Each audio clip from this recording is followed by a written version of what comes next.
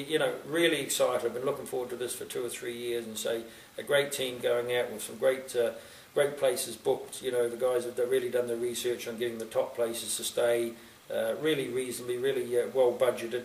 And I say the games, it looks like it's going to be an exciting series, and I think I know it's easy to say, but I think it's a trip in a lifetime. That's what it's going to be for me, because to go over and enjoy the crack and the camaraderie and going to the games and having a few beers after games, we'll certainly do that, and we'll really enjoy it. So I've known a lot of rugby players and a lot of rugby tours to go out and you don't have character. I mean, Trevor, look, you couldn't get a more personable character than Trevor.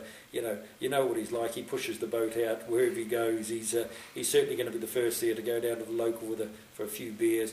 The core, he's such an iconic figure in Irish rugby.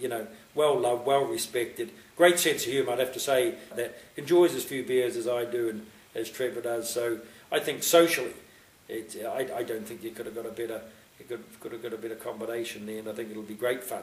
I suppose as the rugby is concerned, hopefully, fingers crossed. You're looking at the end of the era of some of the great Irish players that'll be out there. The likes of maybe Ronan O'Gara still make it. Certainly Brian O'Driscoll, will he be there? Paul O'Connell, will these guys be there? If they are, that'll be certainly their last Lions tour.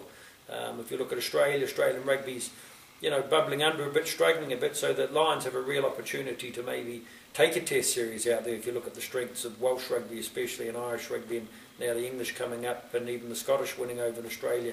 So it looks like it's going to be a super team. If you take the best out of those different countries, then I think they're going to go out with Warren Gatland with a really strong side. Of course, it could be Joe Schmidt involved. It could be my panellist Conor O'Shea could be involved. So that would be great. I hope you can maybe join me for a couple of days in Queenstown and put your skis on, or throw yourself off a bridge. You get it free if you do the bungee naked, so that might be an option for some of you. But so do a few sit-ups before you come. But love for you to come and see New Zealand. If not, we'll see you in Australia, and we'll have a great time.